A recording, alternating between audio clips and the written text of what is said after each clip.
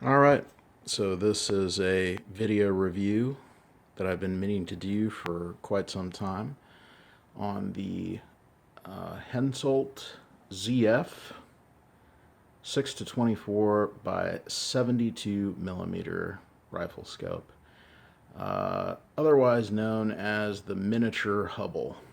And this scope, to put it into an analogy, if you've ever seen the movie Crocodile Dundee, some guy pulls a knife on Dundee and he pulls out another knife and says, "That's not a knife, this is a knife." And that's basically what this scope is. It has the largest objective ever made for a high-end rifle scope that I'm aware of.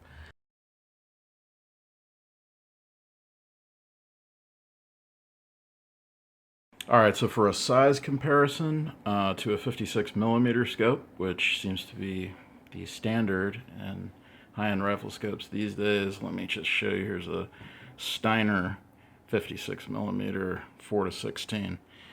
Yeah, that is pretty ridiculous in terms of size difference.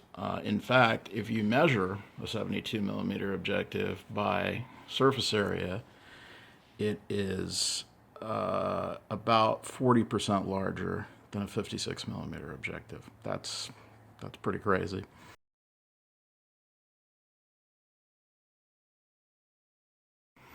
All right, so right off the bat, I'll say that this scope has some of the best optical quality of any other scope ever made, but beyond that, it is not really a suitable optic for any kind of modern tactical shooting. It's a very old design, and it has some quirks to it that are very antithetical to tactical shooting.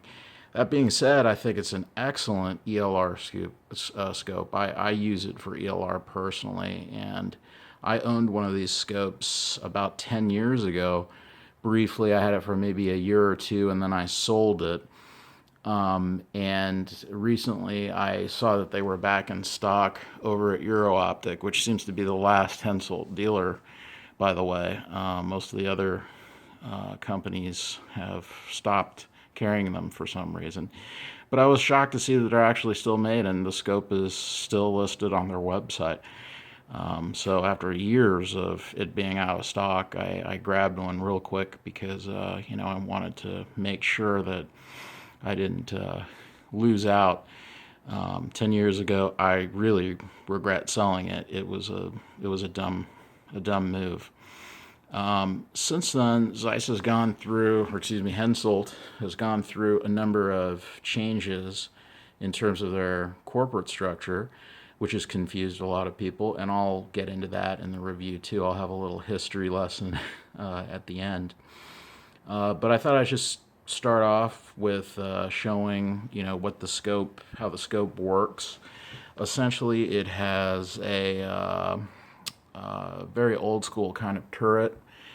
These turrets they don't have any zero stop, which is kind of a no-go these days, but this first generation of Hensoldt scopes that were offered in this line had no zero stops. It has 10th mil adjustments. It has about 16 mils of elevation, which isn't very much, and it has basically an old school style turn indicator where it's color coded. You can see at the bottom here, white, yellow, and then red.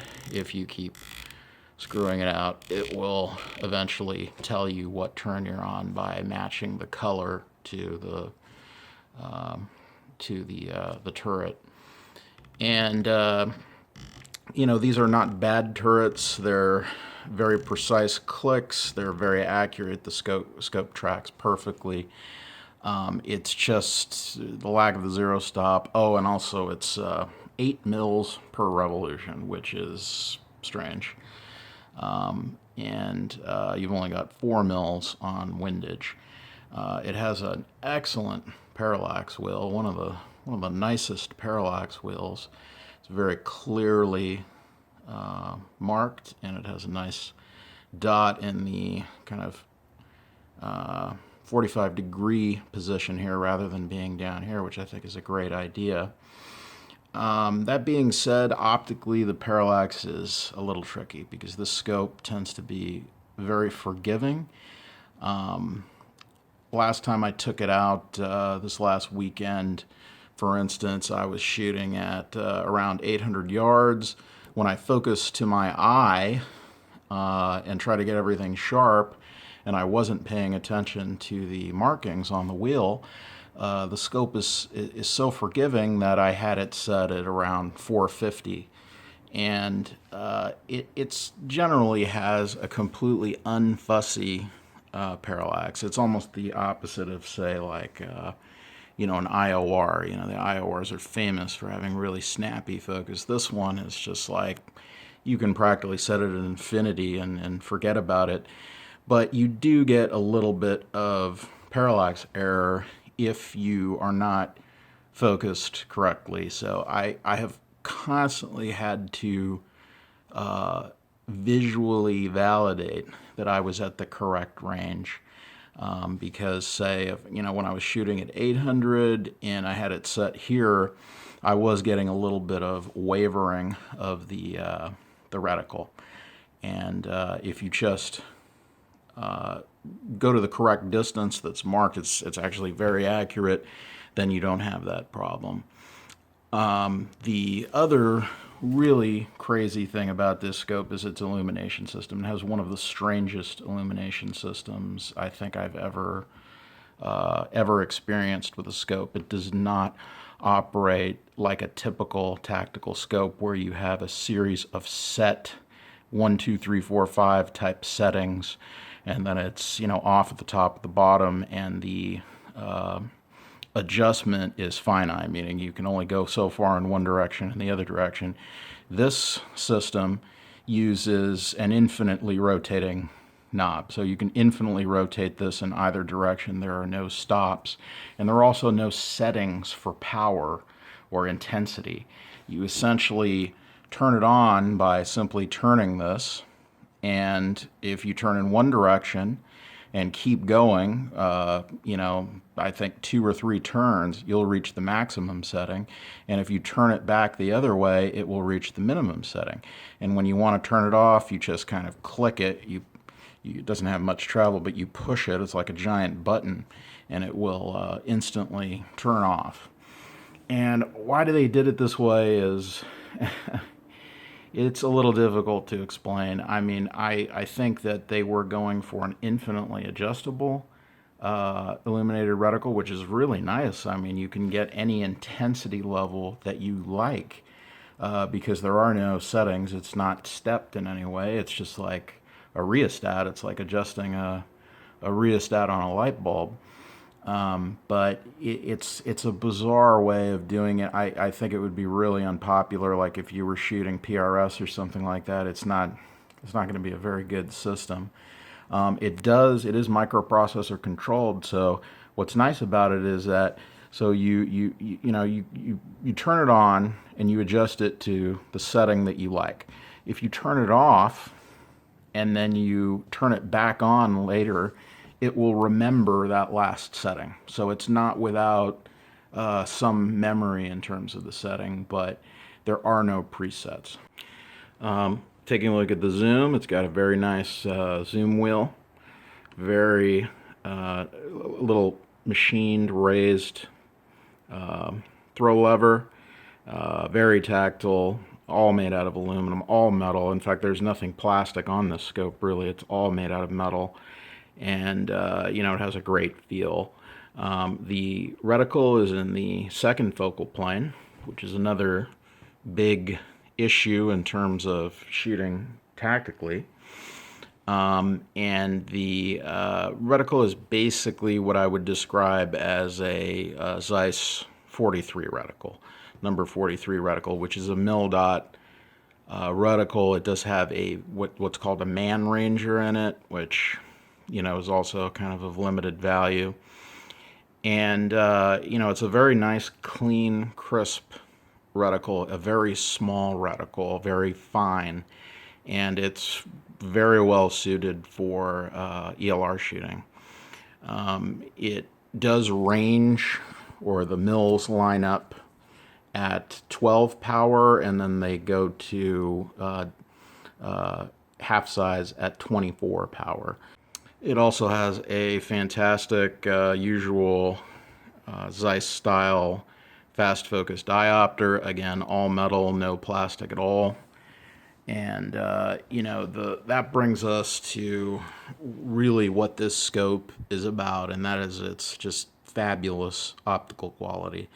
This is a Zeiss shot glass, just masterwork of of a scope optically. And a lot of it has to do with the eyebox, or, you know, that's a term that I hate using because I don't think it's very accurate. It has a fantastic ocular, I think is probably the best way of putting it. All the Hensoldts of this line were noted for having some of the best oculars, the best eyeboxes, and it's really ultimately related to the size of the objective. And this is something that not a lot of people really know about, but the exit pupil, which is the size of the projected image that comes to your eye, is larger at practically any magnification in any configuration that you can think of when you have a larger objective. In fact, I'll put up the mathematical formula. It's very simple. You divide the size of the objective by the magnification and you'll get your exit pupil. And exit pupil is really about being able to maintain your head position on the central axis of the optic and how forgiving it is. If the exit pupil is larger, you can practically turn your head and it's very forgiving. You can still see an image. If you get into a very high magnification scope, the exit pupil is going to get really small. And the numbers to pay attention to are that the average human exit pupil is around 7 millimeters maximum. And it changes with all kinds of conditions. But as long as you can keep the image close to 7 millimeters or so, you're going to have a very, very forgiving time looking through the scope. And it's very important for ergonomics. And this scope has the best exit pupil of all scopes. It's actually pretty ridiculous. To give you an idea, at 6 to 24 magnification, right, the magnification range of this scope, it has the same exit pupil specs of this scope, which is a Steiner 4 to 16 military version.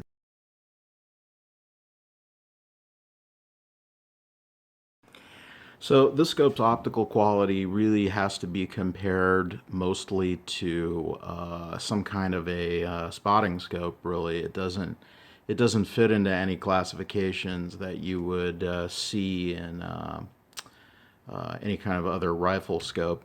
To give you an idea, it has about 20% more light transmission, and that's how Hensoldt chose to market this scope. They said, hey, this is a fantastic low light scope. This is passive night vision, you know, is the way I heard it talked about. And that's true. It is. It's amazing. I mean, in dusk conditions, you're going to get, you know, way better performance out of something like this. If you wanted to think about to what level, you'd have to compare it to, you know, probably a 65 millimeter spotting scope. Just look through your you know, a high quality 65 millimeter spotting scope, and that's probably the closest that you're going to get to this.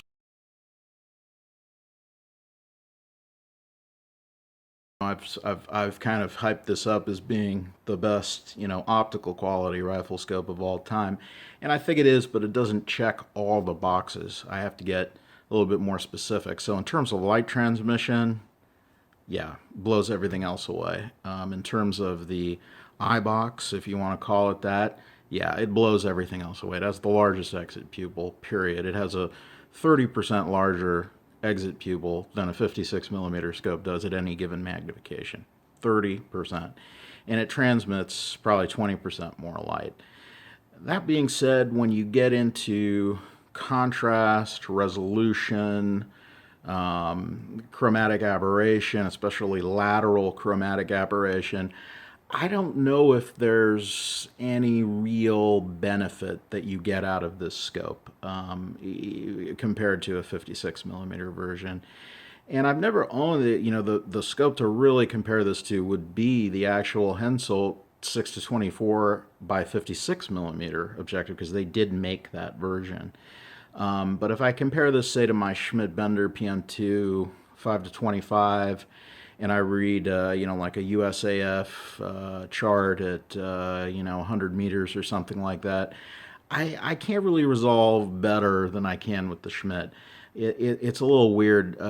Definitely in low light conditions, yeah, it kicks the Schmidt pretty hard, but the optical quality is the only thing I can describe it as is it's just a really big bright image, and your ability to resolve with it. Maybe the contrast is a little bit higher, but the resolution, I would say, it's actually fairly similar to a 56 millimeter scope, which is a little difficult for me to explain because my knowledge of optics or optical engineering or photonics is not good enough to explain why that is. But definitely in the category of light transmission, it's just big, bright, super colors. This scope has one of the best color casts. It's just very realistic,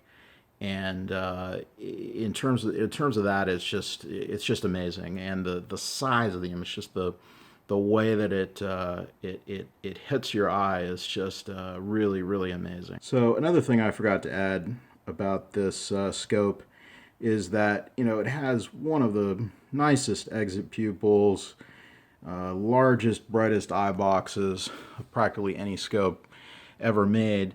But in a weird way, some of the other optical properties aren't better, like the field of view of the scope, for instance. It's exactly the same as the 56 millimeter version, comparable to pretty much any other scope.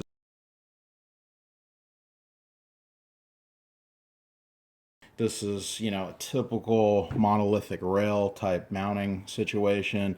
If I put my scope on here, even with my custom scope cap here, there is a serious problem with clearance.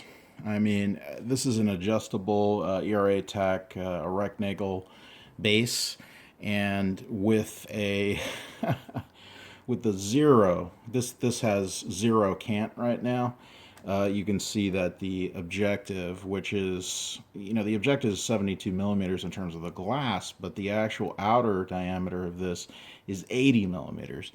So this Rechtnagel mount is 1.85 inch height. That is, it's the tallest rings that Rechtnagel sells, and you're going to be hard pressed to find rings that are higher that aren't custom, and you're already very close to the rail. Now, if I tried to dial in some elevation here, you can see that I'm touching the rail. So I would have to take this sunshade off completely in order to in order to dial this base. Will go up to about 70 minutes. So, you're looking at extremely high rings to be able to mount this scope.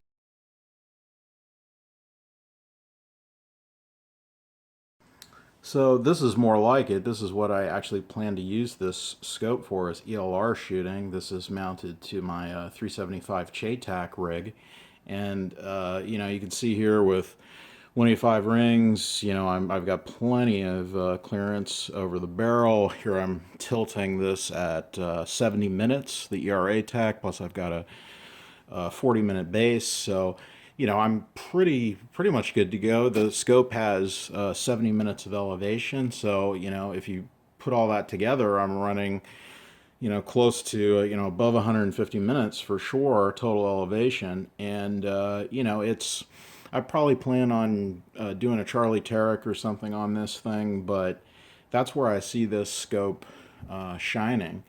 And I'll do some reviews after I get some time behind this gun. I haven't shot it with the 375 Chaytac yet. I usually shoot between 2,000 and 3,000 yards. So, you know, I'll get back and maybe update this review later on with, you know, maybe some footage of me using it in that application. But my theory, anyway, is that it should be an absolutely fantastic ELR scope.